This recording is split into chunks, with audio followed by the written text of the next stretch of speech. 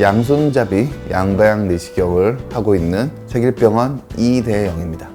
제가 제 몸을 가지고 설명을 드리면은 머리를 눌러보면은 배에 힘이 안 들어가 있으면 허리가 꺾이고요. 배에 힘이 들어가 있으면 배로 힘이 전달되는 게 느껴집니다. 배에 힘이 들어가 있는 상태에서는 머리의 무게가 배 쪽으로도 아래쪽으로 전달되는 게 느껴집니다. 배에 힘이 잘 들어가 있으면은 똑같은 활동을 할 때 허리에 떨어지는 힘을 줄일 수가 있습니다. 아랫배에 힘을 잘 주는 사람은 5 정도의 힘을 계속 5, 6, 5, 6, 5, 6 이렇게 힘을 받는다고 치면 아랫배 힘이 잘 안 들어가는 사람은 8, 2, 5, 8, 2, 5 이렇게 받는다고 보시면 될 거예요. 힘이 많이 들어가는 순간들이 생기시게 되거든요. 과도하게 힘이 들어가는 순간을 줄이는 것, 이거 자체가 허리의 수명을 연장시키는 거라고 보시면 됩니다. 운동이나 재활을 말씀을 드리는 이유가 결국 생활 습관 때문에 망가지는 거기 때문에 척추는 의사들이 수술을 아무리 잘해도 환자분 생활 습관의 개선이 없으면은 결국 오래 쓰기가 어렵습니다. 협착증을 치료하는 사람이라면은 협착증이 안 생기도록 하는 것도 같이 교육해 줄 수 있어야 된다고 생각을 합니다. 제가 그런 부분들에 대해서 조금 더 여러분들께 오랫동안 잘 쓰실 수 있는 방법을 생활 습관에서 만들어 드리도록 여러 가지 재활 프로그램도 개발을 하고 여러 선생님들이랑 같이 방송도 하고 그렇게 하고 있는 중입니다. 우리가 골프를 쳐서 팔꿈치가 아파요. 원래 병원에서 하는 치료는 대부분 아픈데 주사를 놔주거나 운동을 하지 말라고 하거나 그 두 가지 경우가 제일 많으세요. 근데 이 두 가지 다 근본적인 처방이 될 수가 없습니다. 진통제를 맞고 그 활동을 계속하는 것 자체는 그걸 더 망가뜨릴 수 있는 부분이 있는 거고요. 그리고 마냥 쉬라고 한다고도 쉬는 동안은 괜찮지만 다시 운동했을 때 안 아프란 보장이 없습니다. 결국 이게 진정한 치료가 되려면은 운동하는 과정에서 안 아프게 운동할 수 있도록 가르쳐 주는 게 보다 더 적극적인 치료라고 생각을 합니다. 운동하는 여러 유튜버님들이랑 하는 것 자체가 제가 생각하는 근본적인 치료에 환자분들이 좀 더 다가가게 하기 위해서 하는 행동이라고 보시면 될 것 같습니다.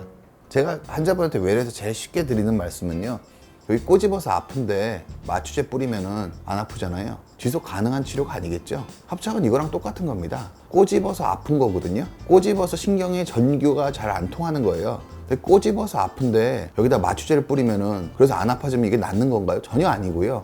이 꼬집어서 아픈데 주변에 인대를 강화한다고 주사를 맞는데 꼬집어서 아픈 거랑 아무 상관없잖아요. 이 협착 자체가 진행하지 않도록 하는 뭔가를 하지 않고 통증만 조절하는 거는 자기를 학대하는 거라고 저는 생각을 합니다.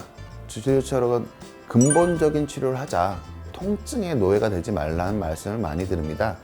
통증을 없애는 걸로 치료 포커스를 맞추는 거는 지속 가능한 방법이 아닙니다. 통증 치료가 많이 발전하면서 마비가 돼도 힘이 없어져도 통증만 없어지면 괜찮다는 식으로 해서 못 걷게 되시는 분들이 많이 계세요.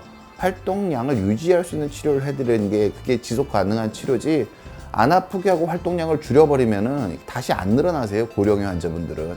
그래서 활동량을 잘 유지하기 위해서 저는 치료의 포커스가 맞춰져 있고요.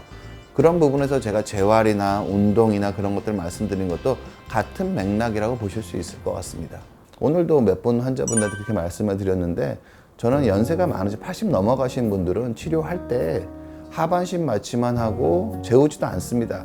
그러면은 심장, 머리, 폐에 거의 영향을 미치지 않습니다. 하반신 마취로 안 재우고 허리를 치료하는 몇 명 안 되는 사람 중에 제가 하나일 거라고 생각을 하고요. 양방향 내시경이라는 것 자체가 그 치료 자체가 좋은 거냐, 그게 아니라요, 양방향 내시경이 가장 자유도가 높은 치료입니다. 가장 자유도가 높은 치료이기 때문에 수술하는 의사의 실력이 높다면은 거의 모든 치료가 가능합니다. 이게 숫자의 실력 차이가 되게 심한 치료거든요. 양손을 저는 거의 100대 95 정도로 쓸 수 있거든요, 양손을. 양손을 제대로 사용하면서 양방향 내시경을 하는 사람도 저는 많지 않을 거라고 생각을 합니다. 그래서 제가 하는 치료에서는 상당히 특색이 있다고 저는 생각하고 있는 편입니다. 인지가 중요합니다. 내가 어떻게 불편한지, 이 통증이 왜 생기는지, 내가 어떤 자세를 할 때 생기는지, 내가 어떻게 움직이면 통증이 생기는지를 설명을 잘 하시는 분은 반은 치료한 겁니다. 왜? 그걸 피하실 수가 있거든요. 내가 어떻게 할 때 아픈지 잘 모르시는 분들이 그걸 못 피하세요. 그래서 상하는 거거든요. 그래서 첫 번째, 내가 아파지면은 내가 어떤 자세, 어떤 행동, 어떤 습관 때문에 아픈지 스스로 답을 먼저 찾아보셨으면 합니다. 그게 여러분들이 병원에 갈 확률을 줄이고요. 그 다음에 어떻게 하면 다시 안 아플 수 있을까? 이게 두 번째입니다. 근데 이 첫 번째가 안 되면서 그냥 운동을 많이 하시는 분들이 오히려 문제를 더 키우시는 경우가 많습니다. 내가 어떻게 할 때 더 아파지는지를 아는 게 첫 번째고요. 운동이라는 거는 다시 통증이 안 생기게 해주는 거거든요. 통증이 심한 상태에서 운동을 하시는 게 아니라 통증이 약간 떨어진 상태에서 다시 통증이 나타나지 않도록 강화를 하는 거지, 운동 자체가 통증을 줄여주지 못합니다. 그래서 이 두 가지를 구분하셔야 됩니다.